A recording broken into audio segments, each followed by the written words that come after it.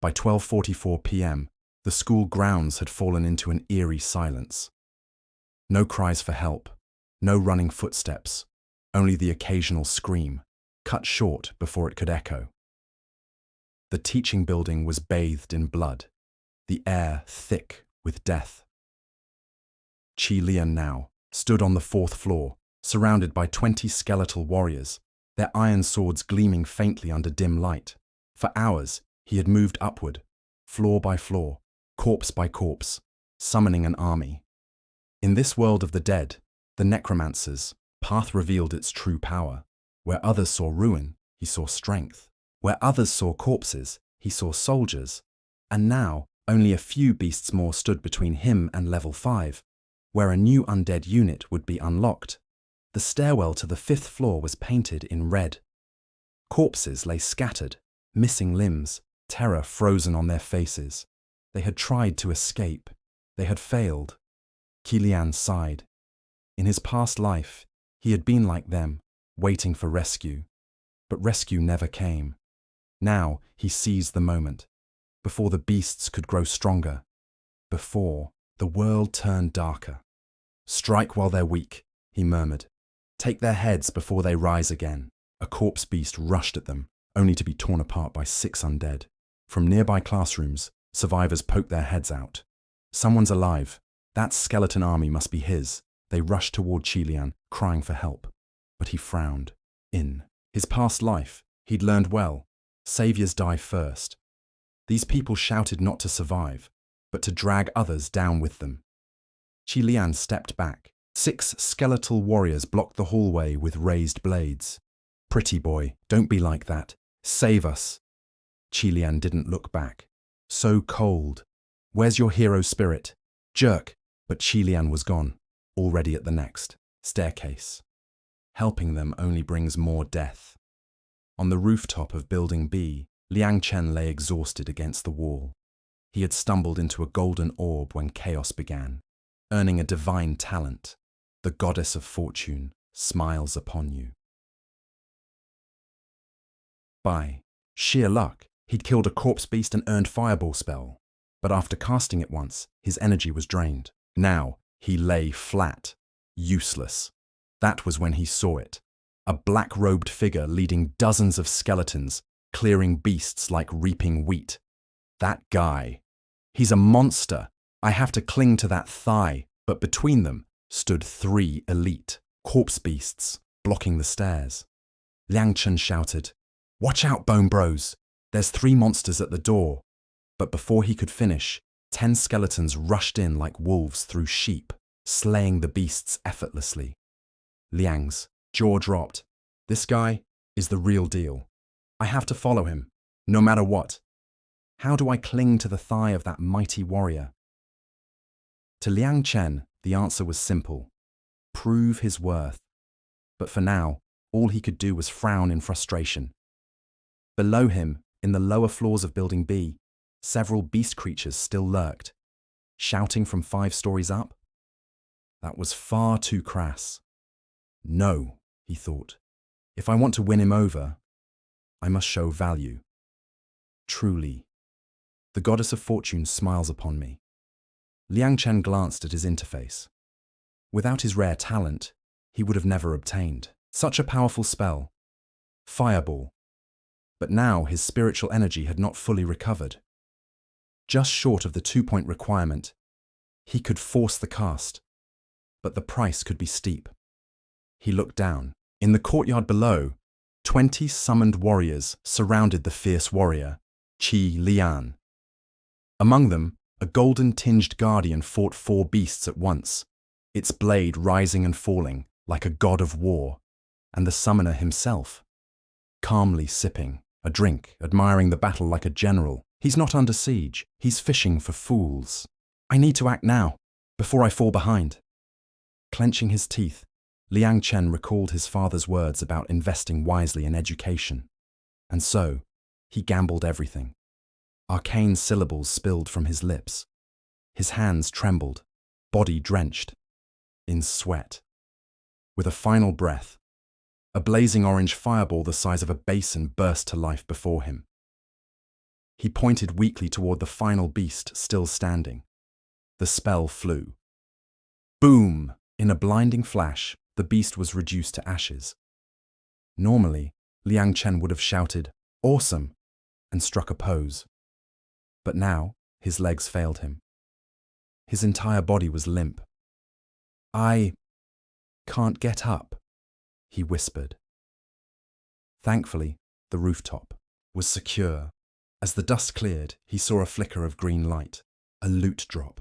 An item, he gasped. "Perfect timing!" Now all I need is for him to notice. From below, Qi Lian bent down, picked up the scroll, then looked directly at Liang Chen. Without a word, he tossed a single silver coin onto the ground and left. With his summoned warriors in tow, Qi Lian marched toward the school gates. Liang Chen's mouth opened, but no sound came. That's it? Where's my invite? My chance to join? Mighty warrior. The school gates reeked of rot. Limbs and broken bodies littered the roadside. But most belonged to humans, not beasts. Qi Lian frowned. That brat, is the goddess spoon-feeding him luck? With one kill, Liang Chen had scored a rare green tier item. Meanwhile, Qi Lian had cleared an entire block and found almost nothing. Still, he reasoned, that scroll's worth 6 silver. I'll count this as a debt. 1 coin for now. He can repay or earn the rest later. Suddenly, a roar. From a nearby guard station, a red-skinned beast charged forth. Its muscles were dense. Its skin glowed crimson. A second-tier evolved creature. Just like the chosen ones and summoned warriors, the beasts could evolve, and they often did so faster. Qi Lian narrowed his eyes. Already second tier. It's absorbing nearby kills to power up. He signaled his elite summon, Unit 1. The skeletal warrior stepped forward, its brass bones shining, sword raised. The battle of evolution had begun. The summoned skeletal warrior stood before him, a silent sentinel forged from bone and death. Undead unit, skeletal warrior, summoned. Status, temporary summon, class, none. Level, 9. Soul potential, 2%. Iron tier, physique, 10. Spirit, 0. Talent, none. Skills, none. Despite the beast's terrifying power, it fell beneath the relentless assault of Qi Lian's undead legion. Though 5 of his lower-tier skeletons perished in the battle, it was not in vain. One of them, his strongest, had now reached level 9. In his previous life, Qi Lian had once joined the military and learned of a strategy known as the Blade Plan. The idea was simple: concentrate all experience, resources, equipment, and power into a single elite chosen one. Make one sharp blade and use it to cut a path for the rest. However, the plan had flaws. Leveling up grew harder the higher one rose, gear became scarce, and even the strongest chosen one could not face high tier. Beasts alone forever. Eventually, the blade dulled, and the army shattered. But Qi Lian had one advantage those generals never had: dual experience gain. When he slew a monster, both he and his undead grew stronger, without sharing the reward. Thus he embraced the Blade Plan, with one elite skeletal warrior at its heart. Soon, Qi Lian himself would reach level 5, unlocking a new undead unit. He had already summoned a new warrior from the corpse of the evolved beast, and gathered 3 silver coins in the process. Without delay, he made his way toward the massive banyan tree. There, beneath its roots, a small figure rested beneath a heavy backpack, clad in grey shorts despite the winter air, skin tinged green, sipping from a white bottle as he flipped through a book titled Love and Peace, a merchant, a legend. Qi Lian had found him. The merchant's ears twitched. He looked up and bowed deeply. "Oh ho, a customer.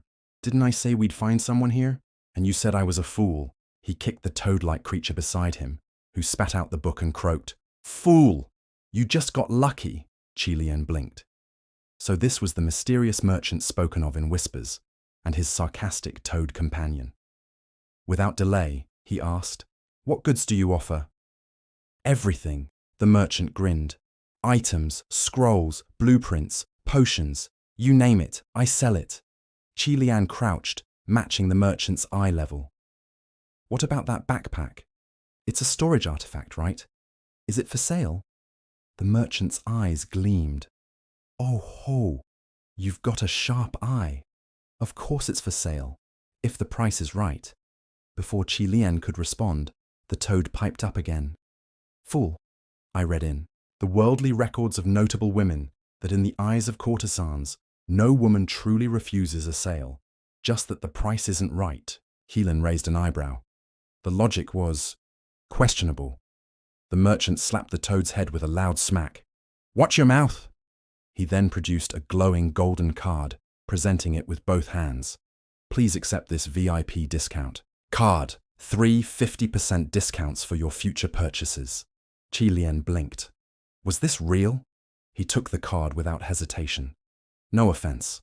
I'm looking for a purification potion to counter beast venom." Then he paused.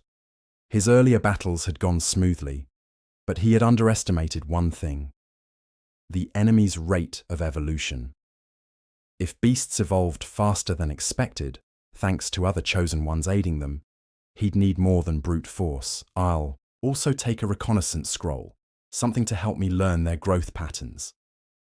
The merchant nodded, rummaging through his massive bag. He pulled out a small green vial and a sealed scroll. 1 potion, 10 coins after discount. 1 reconnaissance scroll, 6 gold coins after discount. Total cost, your entire fortune. Qi Lian frowned.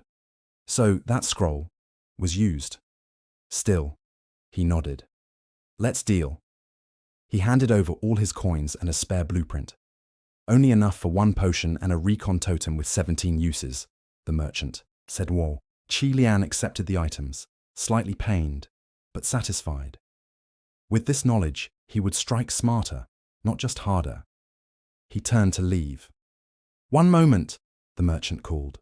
He handed Qi Lian a slender red signal rod. "Should you ever need to find me again, just break this. I will come to you." A summoning item for the mysterious merchant. Incredible. Qi Lian bowed in thanks. As he departed, the toad muttered beneath its breath, "All that fuss, just to give him a discount card." The merchant chuckled. "He holds a divine class Necromancer inheritance. He's worth watching." "How many worlds have we seen, old friend? Let's see where this one leads." The toad sighed. Then, in a flash, it opened its mouth wide. The merchant stepped onto its tongue and was swallowed whole. Moments later, the toad transformed, growing, massive, opening a rift in space and leaping through. All that remained was a whisper in the wind. "Off we go, fool."